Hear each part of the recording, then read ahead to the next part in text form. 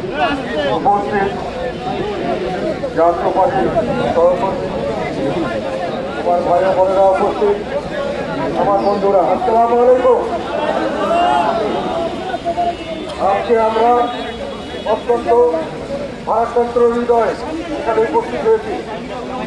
ঢাকায় যে ঘটনা ঘটছে, আবার বৃদ্ধ বনিতা, শিশুসহ বিচারের নিরাপরাধ নিরহ মানুষকে এবং বেসামরিক মানুষকে যেভাবে হত্যা করা হচ্ছে, আমরা এর তীব্র প্রতিবাদ জানাচ্ছি। আমাদের অন্তরের অন্তঃস্থল থেকে আমাদের সহানুভূতি থাকবে এই সমস্ত মজলুম জনগণের প্রতি। আমরা তাদের পাশে আছি, সবসময় তাদের পাশে থাকতে চাই।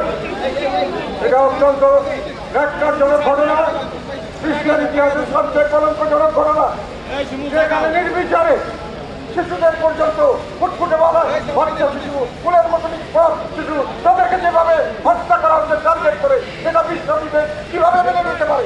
এটার বিরুদ্ধে আমরা কেন সোচ্চার হবো না? সারা বিশ্ব কেন সোচ্চার হবে না? আমরা কি মানুষ নাকি পশু হয়ে গেছি সবাই?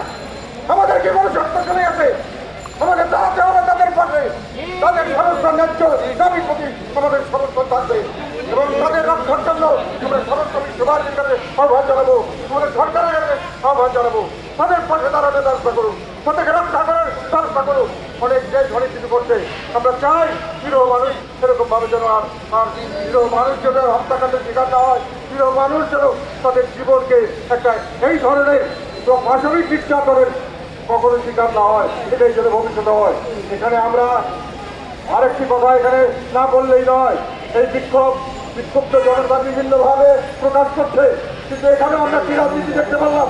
অত্যন্ত নোংরা রাজনীতি, যারা কিছুদিন থেকে বর্তমান সরকারের আমলে অনেক মানুষ নতুন করে বেকার হচ্ছে, অনেক মানুষ অবস্থ তারা বিক্ষুব্ধ, তাদেরকে বর্তমান সরকারের ঘনিষ্ঠ কিছু মানুষ তাদেরকে রাজনৈতিক স্বার্থে ব্যবহার করছেন, তাদেরকে নিয়ে বিভিন্ন জায়গায় বিভিন্ন কর্মকাণ্ড করে মানুষকে হুমকি ধমকি দেওয়া হচ্ছে, তাদেরকে ভয় ভীতি প্রদর্শনের জন্য তাদেরকে ব্যবহার করা হচ্ছে। এবং সেই ঘটনা এত বড় একটি পবিত্র যে আমরা বিক্ষোভ করছি, প্রতিবাদ করছি, মানুষের অন্তরের কান্না আমরা যেখানে দেখতে পাচ্ছি, সেখানে আমরা দেখতে পাচ্ছি লুটপাটের ঘটনা, আমরা দেখতে পাচ্ছি বিভিন্নভাবে মানুষকে ভাঙচুর আসবে সঞ্চয়ের ঘটনা। এগুলো করে কিছু মানুষ তাদের ক্ষমতা প্রদর্শন করছে এবং বাকি মানুষকে ভয় দেখাতে যাচ্ছে। আমরা এই ভয় ভীতিকে পথ পরোয়া করি না। আমরা তাদেরকে ক্লিয়ার করে বলতে চাই, আপনারা আজকে মনে করছেন দূরে আগুন দিলাম, আমি তো সেই আগুনের অসুবিধা হবে না, সুবিধাটা আমি পাবো। সেই আগুন আপনার ঘরে কালকে লাগতে পারে, এই কথা বলে যাবেন না। এই মানুষদেরকে আপনার অত্যাচার করছেন, সাধারণ মানুষকে ক্ষমতা দেখার জন্য যা করছেন শেষ হবে এবং এই অন্যায়ের প্রতিবাদ মানুষে করবে। আমরা জানতে চাই যে আমরা ভবিষ্যতে যা কিছু করবো আল্লাহর রহমতে সকলে ঐক্যবদ্ধভাবে দেশের ভালো হয় সেটা করবো, আমরা পৃথিবীর ভালো হয় সেটা করবো। সমস্ত মুসলিম বিশ্বের প্রতি আমার আহ্বান, সকলে একত্রিতভাবে আপনার পাশে দাঁড়ান, যার মানুষের পাশে দাঁড়ান, তাদেরকে রক্ষা করার ব্যবস্থা করুন। আমাদের কি করতে হবে আমাদের সরকার ঠিক করে দেন, আমাদেরকে যেভাবে বলবেন আমরা সেভাবেই সরকারকে সমর্থন করবো। আমরা চাই নির্যাতিত মানুষের মুক্তি, আমরা চাই নির্যাতিত মানুষ হিসাবে যেন বেঁচে থাকতে পারে, আমরা বিবেকবান মানুষ হিসাবে শুধু আমরা বেঁচে থাকতে চাই, পশু হিসাবে এই সমাজে আমরা বেঁচে থাকতে চাই না। এই পবিত্র আমরা আর মানবো না।